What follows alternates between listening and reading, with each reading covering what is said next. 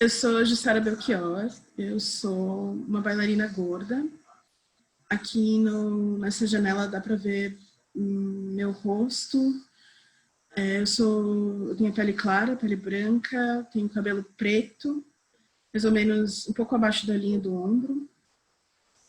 Nem muito liso, nem muito cacheado, assim, meio ondulado. Eu estou vestindo uma camiseta preta e estou sentada no meu sofá azul marinho, que está bem parecido com a minha blusa agora. E a parede atrás de mim é branca.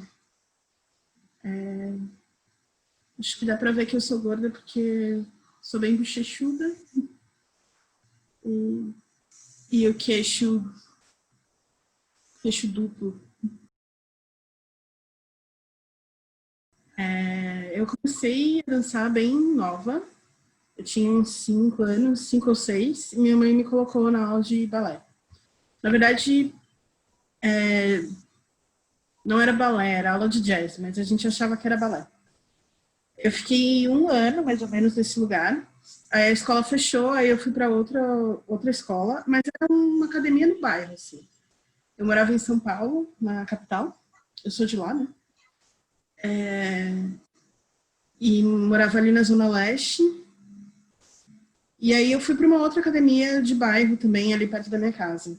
E aí lá eu comecei a fazer aula de balé, de jazz, fui aprendendo, tipo, que existiam diferenças. Enfim, mas assim, no início eu comecei mais por um desejo da minha mãe do que meu. Eu não tenho nem certeza, assim, do quanto isso se confunde. E... Mas aí eu fui seguindo, fui ficando, e eu dançava nas apresentações de final de ano que tinha da escola. E por aí, quando eu tinha uns 15 anos, por aí, 14, uns 14 anos, eu mudei de escola de novo. Mas ainda assim era uma escola pequena que não tinha registro formal, sabe? Mesmo fazendo aula de balé clássico, eu nunca, tipo, tenho nenhum curso desses, desses que existem, né? Que dão um certificado e tal. E aí, quando eu fui estudar nessa escola, eu comecei a participar de festival competitivo. E aí, na época, eu adorava, porque eu dançava várias vezes por ano, tinha que pagar, né? Mas era mais legal do que apresentar só uma vez no final de ano na escola, né? Tipo, naquele evento todo. E eu cheguei a fazer teste para Escola Municipal de Bailados lá em São Paulo, mas eu não passei. Eu acho que eu nem sei porquê, mas eu tentei para um nível que era mais acima do que eu deveria ter tentado, assim. E eu sempre fui gorda, né? Quando eu era criança, eu não era gorda maior como eu sou agora, ou tão grande como eu sou agora. Eu era, tipo... Mas eu era gorda para uma bailarina, né? O que se espera de uma bailarina, principalmente na Escola Municipal de Bailados, né? Mas, enfim, quando chegou a época da graduação, eu tinha medo de parar de dançar. E aí eu resolvi fazer faculdade de dança. E eu fiz comunicação e artes do corpo na PUC. E foi onde mudou tudo, assim, para mim. Mudou a minha relação com a dança, a minha relação com o meu corpo. Porque desde sempre, como eu sempre fui gorda, sempre foi um bombardeamento de você tem que emagrecer.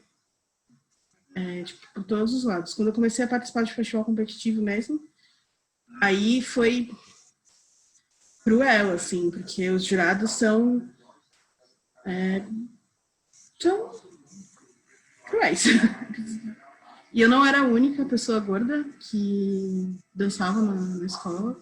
E a gente recebia críticas, assim, cuidado com o peso das garotas. Era bem difícil, assim. Eu tinha muito a ideia de que eu devia emagrecer para... eu já falei isso várias vezes, mas é meio isso que eu passei, assim. Eu tinha muito a sensação de que eu devia emagrecer para poder fazer o que eu já fazia. E aí, isso sempre foi uma coisa esquisita, assim. E mesmo os professores, as professoras, os professores que eu tive, sempre foi uma relação bem contraditória. Para mim, isso sempre foi muito contraditório, porque sempre rolou muita cobrança para que eu emagrecesse, mas, ao mesmo tempo, eu sempre fui dançando, sempre fui ocupando os espaços, participando das coisas. Sempre nessa relação contraditória, assim, com essa sensação de que eu devia ter devia ser diferente para poder estar ali, mas estando ali, enfim. Eu até não sinto que a minha insistência era tão consciente de quão, sei lá, não era uma revolta, sabe? Tipo, não era nesse sentido, era só um desejo muito grande de estar ali e um pouco de sorte também de ter encontrado gente que me ajudou, tipo, os meus pais nunca entenderam muito bem, mas pagaram a aula, pagaram a minha faculdade, que eu estudei numa universidade particular, bem cara, e meus pais pagaram. Não consegui bolsa.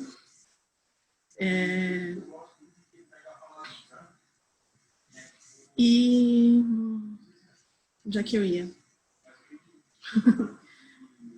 Enfim, sempre nesse lugar, assim. Quando eu entrei na faculdade, a minha relação com a dança mudou muito, porque eu comecei a ir a dançar a partir do meu corpo, tipo, a partir das possibilidades que o meu corpo tem, ao invés de tentar atingir um ideal já pré-estabelecido, imposto.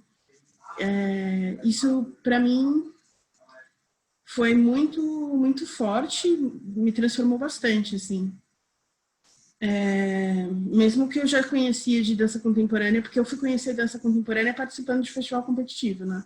Que até então eu fazia aula de balé e jazz, e era o que eu dançava, e aí participando de festival eu fui descobrindo esses outros estilos, que eles chamam, que também são linguagens que já são também formatadas de um certo jeito. E aí eu fui descobrir na faculdade que dança contemporânea tem muito mais a ver com pesquisa do que com estilo, né? E aí é isso, eu comecei a dançar na faculdade com as minhas colegas de turma e fazendo os trabalhos da disciplina. E aí eu me formei e depois que eu me formei, eu fiz audição para entrar no grupo Cena 11, que é aqui de Florianópolis, que é por isso que eu vim para cá, né? Foi mais ou menos seguidinho, mas não foi tão, assim, encarrilhado, assim, porque o meu processo de audição foi bem longo. O grupo abriu a chamada, a gente mandou vídeo, na época ainda era pelo correio, e aí tem, tipo, todo esse tempo, né, tu manda, demora para chegar, e eles receberam, sei lá quantas inscrições, era só para meninas, e aí eles pré-selecionaram 6, não lembro. Aí eles trouxeram a gente para Floripa, as que eram de fora, né? E a gente passou uma semana com a companhia e fazendo audição, tipo essa segunda etapa da audição. E aí depois disso ainda demorou mais um tempão para eles divulgarem o resultado, e aí eu entrei junto com a Aline Blasius, que é daqui de Floripa, que está na companhia até hoje, né? Eu fiquei 10 anos na companhia, né, no Cena 11. Eu saí em 2018, em janeiro de 2018, eu saí. E saí principalmente por causa da minha pesquisa com o corpo gordo, né? Porque eu sempre fui uma bailarina gorda, desde a infância, mas até então isso nunca tinha sido o assunto da minha dança. Embora sempre seja o assunto da minha dança, porque as pessoas me veem dançando, elas, tipo, é óbvio que eu sou gorda, né? Não tem disfarce. E sempre tem algum questionamento, algum comentário, algum estranhamento, que as pessoas não esperam, né? que existam bailarinas gordas, bailarinos gordos, pessoas gordas dançando. Sinceramente, eu acho que tem, sabe? Um padrão. E por mais que tenham companhias que tenham corpos, corpos diferentes, assim, que não seja aquele corpo de baile que... Até essa ideia de corpo de baile, né? De figuras, tipo, mesma estatura, uma silhueta muito parecida. Tipo, acho que a companhia da Lia Rodrigues nunca teve muito esse perfil, por exemplo, o Sinal nunca teve muito esse perfil. Mas ainda assim, a maioria das companhias tem pessoas magras, né? O corpo gordo nunca entrou tanto assim nessa quebra de padrão da dança contemporânea, que é bem curioso, assim, porque ao mesmo tempo que parece que é recente, que a gente tá aí, tipo, aparecendo mais, né? A gente, eu digo, nós pessoas gordas. Também acho um pouco injusto, né? Tipo, eu tenho, quanto tempo eu sou profissional? Eu já sou profissional da dança há mais, sei lá, uns 15 anos. E danço desde criança também, né? Eu conto mais ou menos, eu conto que eu virei profissional, tipo, depois que eu entrei no Sinal 11, principalmente. Que foi quando eu comecei realmente a viver de dança, né? A Gal, a Gal Martins, que tu também entrevistou, ela tem um tempão de trajetória com arte, né? Com dança. Então, tipo, né, a gente tem gente aí, mas é sempre, né, muito se infiltrando numas brechas, assim, inventando umas brechas.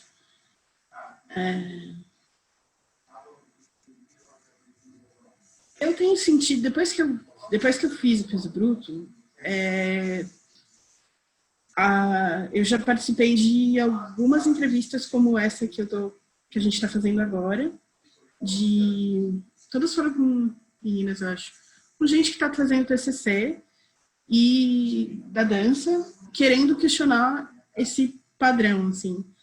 Então, por um lado, eu tenho sentido que a questão está reverberando, sabe? Tem e mesmo pessoas não gordas, né? Têm se interessado por questionar essas convenções, né? De que existe um corpo que pode dançar, um corpo que consegue dançar e um corpo que não consegue. Como se existisse um corpo só, né? Tipo, enfim. Então, eu sinto um pouco de movimento nisso, sabe? Um pouco de avanço. De gente vir conversar comigo por causa disso, porque a gente está querendo criticar esses espaços sedimentados e falar sobre isso e mudar isso. Isso sempre foi importante, porque eu tinha esse receio de que, como eu estava pegando um assunto muito íntimo para mim, né, uma coisa que eu nunca tinha falado sobre antes, mas que sempre fez parte da minha vida, mas é que eu não queria que fosse um processo terapêutico e não foi, sabe? Para mim, por isso que eu falo que as coisas para mim chegaram tudo um pouco embolada, esse meu posicionamento como pessoa gorda, de tipo, poder falar eu sou gorda sem me sentir mal com isso, sem achar que gorda é uma palavra ruim. Isso foi tudo meio junto, tipo, não foi... Foi por causa do processo, mas não foi Mas, sabe, foi tudo... Veio antes também. Foi porque eu me senti uma pessoa gorda, segura, bailarina, tipo, que eu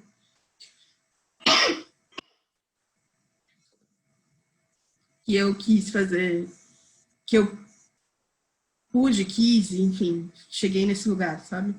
Para fazer o trabalho.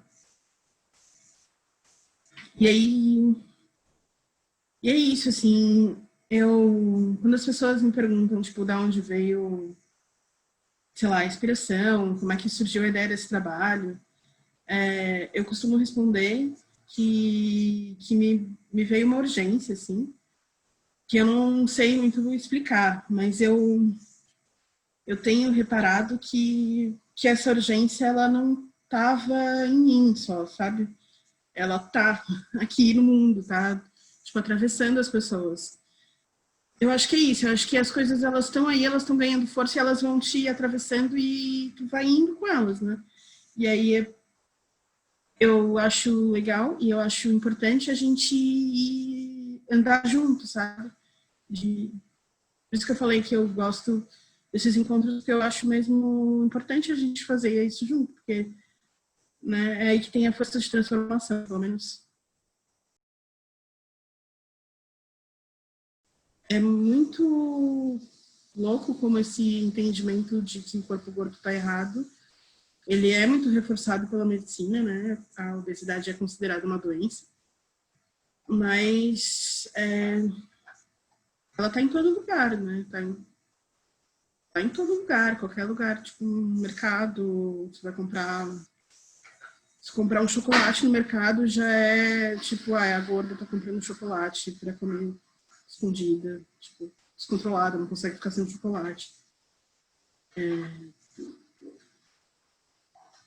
É uma relação muito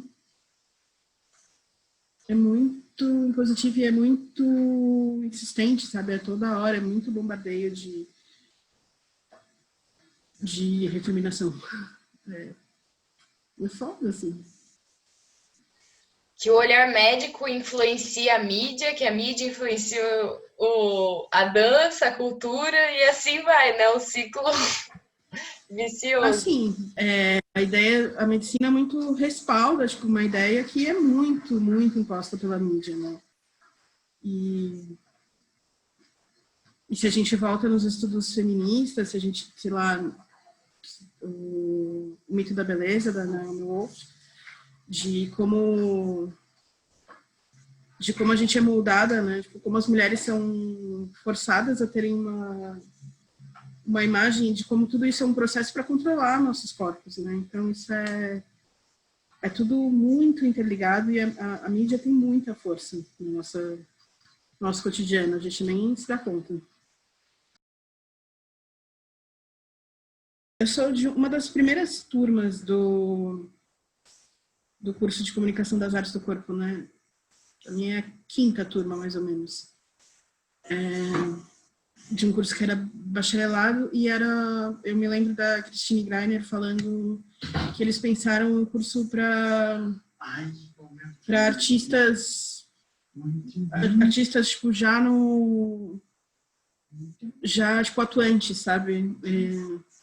E aí que muito rápido o perfil do curso já mudou para ser jovens tipo recém formados no ensino médio, mas a minha formação na graduação, pelo menos, ela não é tão voltada para o ensino, né? Eu tinha muito mais disciplinas me formando a ser artista, tipo, pensando no processo de criação, do que pensar ensino, né? Fiz uma live com a Vanessa Joda, que é do Yoga para Todos, de São Paulo, e falando um pouco a minha experiência com yoga. Eu nunca pratiquei yoga, mas eu sempre pratiquei yoga porque tem muitos professores que trazem yoga para aula, né? Tanto os professores de teatro que eu tive na graduação, mesmo de dança, mesmo no Sena 11. Mas eu estava conversando com a Vanessa, por exemplo, tem algumas imposições, tipo juntar os pés, assim, juntar dedão com dedão. Eu não consigo juntar dedão com dedão. Os meus joelhos... eu tenho o joelho um pouco para dentro e a coxa grossa e meu joelho pressiona muito um ao outro. E aí eu fiquei falando eu estava conversando com a Vanessa falando que eu tenho a impressão de que me forçar a ficar nessa posição não me ajuda a estar nessa posição, só me machuca mais. E aí ela falou que ela concorda. que a gente tem que pensar em adaptações, em entender as necessidades de cada corpo, assim. E eu acho que isso para professores é muito importante. E aí você tá a Vanessa de novo, porque a Vanessa é professora de yoga, e ela falou que ela estava num curso, e aí alguém perguntou, tipo, mas como é que você lida com vários corpos diferentes? Como é que você... O que você faz? Aí ela fala, eu dou opções. E porque é isso, né? Yoga tem várias posturas, e tem posturas que são, tipo, que são muito difíceis, ou, tipo, são inviáveis naquele momento para aquele corpo. E tem etapas, né? Tem um propósito, tipo, algum alongamento, alguma torção, alguma coisa que tá trabalhando ali que tu tem como dar uma opção pro corpo, em vez de mandar sentar e ficar quieto. Não faz esse exercício.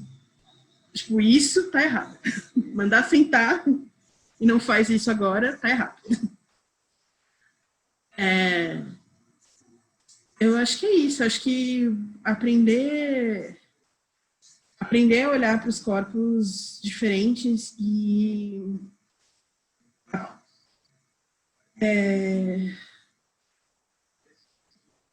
treinar o olhar para ver tipo, o que tá guiando aquele corpo e como é que tu pode ajudar, assim.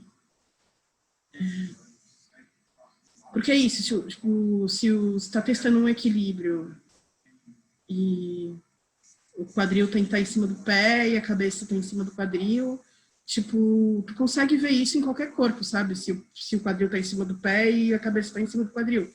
Tipo, então, tem como treinar teu olhar para conseguir se relacionar com corpos diferentes. É um processo, né? E a gente vai se corrigindo, vai mudando a fala, vai treinando o olhar. É um processo. Cara, a gordofobia na quarentena, eu tive... Quando começou a quarentena e a gordofobia, tipo, veio assim, eu fiquei um pouco assustada, assim, me senti bem ingênua de achar que a gente já tinha avançado um pouco. E de perceber que não, sabe? De que os memes gordofóbicos de que você não vai conseguir passar pela porta da casa quando acabar a quarentena, porque a única coisa que você faz em casa quando você tá na quarentena é comer e assistir televisão, assim, largado no sofá. Foi muito violento, assim, foi muito frustrante. Eu me senti muito ingênua mesmo, assim, de achar que tinha mudado alguma coisa. Eu sabia que não tinha mudado muito, mas eu fiquei bem frustrada, foi bem estranho. Deixa eu pensar para falar outra coisa. Lembrei. Eu acho que é importante, tem uma coisa que acontece bastante aqui no Brasil e em alguma, principalmente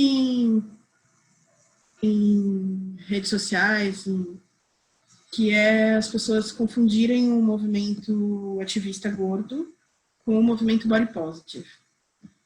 E é muito importante que as duas coisas sejam diferenciadas, assim, porque o movimento body positive ele é muito importante e ele ajuda muitas pessoas, mas ele é um processo individual de autoestima, de autoaceitação, de amor próprio, de lidar com você mesmo de um outro jeito.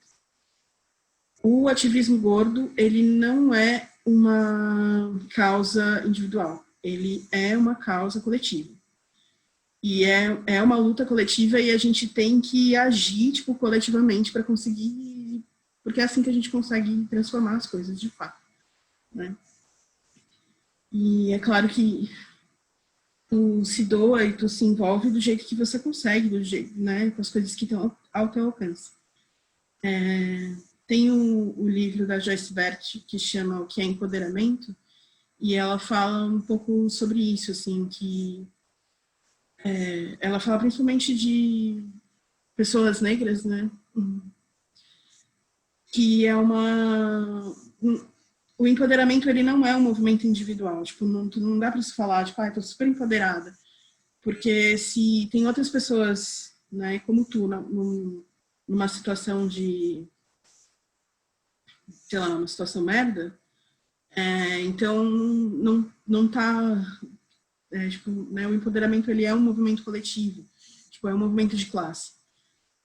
E aí eu acho que isso é uma coisa importante da gente que está fazendo a luta, a gente ter isso bem, né, entendido, tipo, das diferenças e do alcance dessas lutas, né?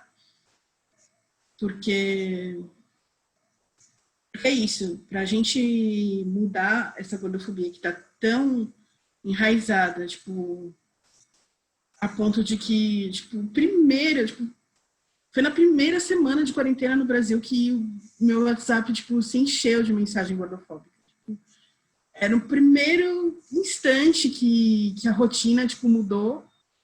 Tipo, o medo de engordar era maior do que o medo de morrer por Covid, sabe? Eu fui muito generalista agora, mas assim, parece. Então, assim, a gente tem que continuar falando, a gente tem que conhecer as pessoas que estão aí lutando e lutar junto, né, para mudar. E isso são em todos os lugares mesmo. Porque é isso, assim, a gordofobia ela te ataca por muitos lugares, né? Ela te ataca pela mídia, ela te ataca pela medicina. E aí, então, se a gente não muda estruturalmente, não tem como não ter gordofobia, né? A gente tem que lembrar que as instituições, elas são feitas de pessoas, né? Então, assim, a gente tem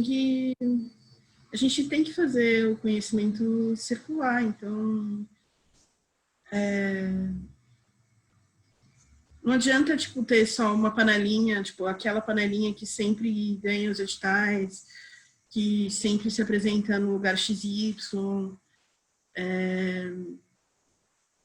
tipo, são sempre os mesmos curadores, tipo, a gente tem que mudar isso, né? E não é só mudar, é fazer circular mesmo. Porque é isso, assim, eu me lembro, eu estava num seminário lá na UDESC, o SPAC, o Seminário de Pesquisa em Artes Cênicas, e aí estava vendo a apresentação da Vulcânica Pouca Roupa, que é uma performer trans, e ela pesquisa arte trans, ela estava fazendo um mapeamento, e aí rolou uma discussão, tipo, enfim, sobre o lugar das pessoas na academia e tal, porque a academia é muito pouco ocupada por pessoas trans, né? E aí alguém falou, tipo, com ela, não, tamo junto. E aí ela falou, olha, tem alguma pessoa trans, tipo, na tua bibliografia? Porque se não tem, não tamo junto. E, e é isso, assim, você tem que olhar para as tuas referências, quem são as suas referências, quem são as pessoas que tu circula, com quem tu conversa, e a gente tem que se infiltrar e conhecer e colaborar, tipo, com as pautas, né? Com o feminismo, com a luta trans, com a luta LGBT, com a luta negra, tipo, a luta indígena, a capacitista, tipo, a gente está cheia de violências e outras que eu esqueci aqui nessa lista, que a gente tem que se informar, tipo, tem que conhecer as pessoas e tem que estar junto. E é isso, assim, para fazer circular esse conhecimento.